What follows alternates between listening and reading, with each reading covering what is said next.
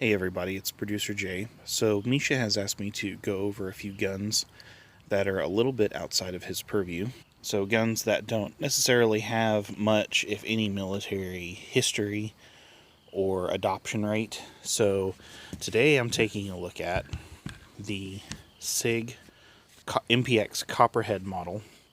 This is a 3.5-inch barrel version of the MPX. I covered it in the carbine video, but the appeal to the MPX line is that they have an internal gas system which mitigates a lot of recoil, a lot of muzzle flip. It makes your follow-up shots very easy to maintain control of, and really almost completely eliminates whatever recoil the 9mm had to begin with. Now, the Copperhead model, unlike the PCC, has a 3.5-inch barrel. They said the barrel is removable and interchangeable with other barrels available on SIG's website. And I believe that is basically going to be just removing these set screws, but I could be wrong. I haven't actually done it yet. One criticism that I've seen with this, this is really effectively meant to be a PDW, is that the barrel it comes with is not threaded. This is part of the barrel here, this little muzzle device. I guess it's more of a, I don't know if you'd call it a compensator or a flash forwarder or a flash hider, but it is pretty effective at keeping blast from coming back on the shooter. So it does what it's supposed to do, but if you're intending to suppress it or add any other muzzle device, you'll have to step up to a 4.5-inch barrel to get the threads. So I do wish that was threaded already out of the box, but I will leave it as is. Personally, it is what it is. The brace option that it comes with is this collapsing brace. All you have to do is push this button in and push down on the back of the brace. Of course, this will also has the 1913 style stock adapter in the back, so it'll take any of the standard MPX stocks if you would decide to SVR it, or there are other brace options that are out there. It has this, I actually think it's I wasn't sure about it whenever I first saw it. It's different looking. It's a very straight down, very aggressive grip, and actually fits me pretty well, and I like it pretty well. I think Misha even said he liked the feel of it, but it definitely adds to the quote-unquote Copperhead look. Charging handle, like any other MPX, is identical to an AR-15. It has the T-handle style, just grab and pull back. Controls are also identical to the AR-15. Your mag button here, mag release button, bolt release here, and also locks open if you pull the bolt back there. Now, a couple of changes that I've made. The pistol normally does not come at all with sights, so I've added this Sig Romeo red dot sight, which is perfectly good for this. Pretty clear. I like the fitted covers stay on nice and tight. Sorry for moving around this so much, by the way. I'm trying to kind of stay in the light here. Light's kind of fading away for the day. And it normally comes with a 20 round, of course. I have a 30 round standard capacity magazine in there. I've also added this straight Timney trigger, like what is on the PCC, and comes on the PCC. It's a very nice trigger, and I highly recommend getting it if you happen to pick one of these up or have an older model that has a standard trigger in it. It's a lot nicer. But pretty much everything else on the gun is as it comes out of the box. So let's go ahead and code over to some shooting now, and then I'll come back and talk about my impressions.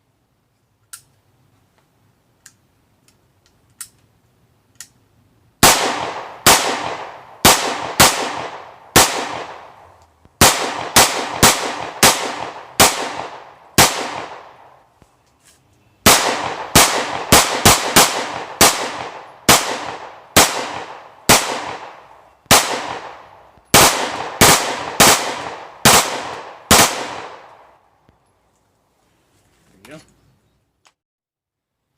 Alright, I'm going to give this Copperhead a try.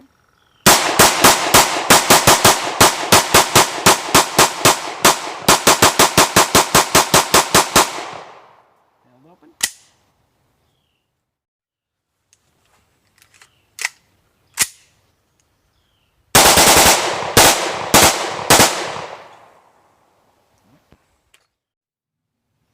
take safety up. Yep.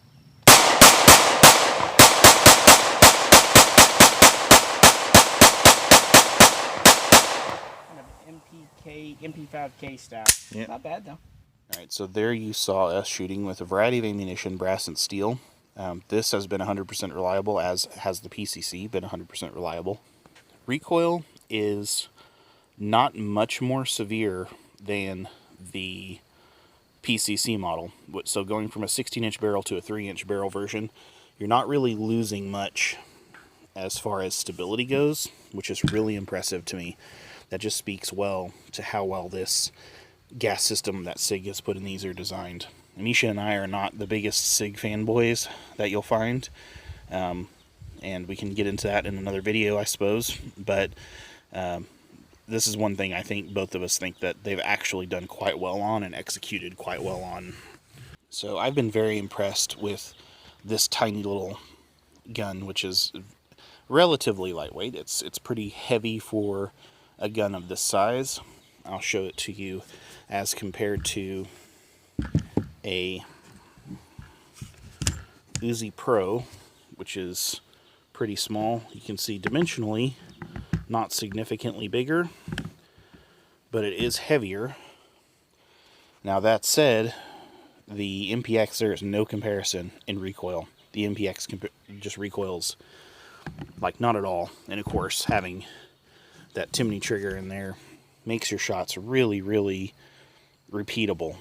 I do kind of wish I'd been able to find a K model, which has the 4.5-inch barrel and the longer handguard with M-LOK accessories. This has no attachment points for an accessory at all.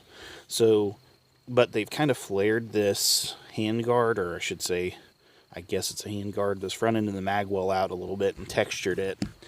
So that works pretty well as a place to put your offhand, you know, whenever you're shooting from the brace. And speaking of the brace, I showed it earlier, but all you have to do is just pull that out and it locks in. It's very tight, very snug, very little wobble.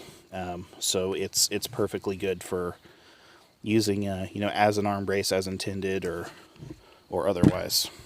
So as I mentioned before, we're both pretty impressed with the MPX line. We were pretty put off by it when they first came out, but I think as they've revised the design pattern and everything and kind of gotten it down, I think that it's really coming to its own.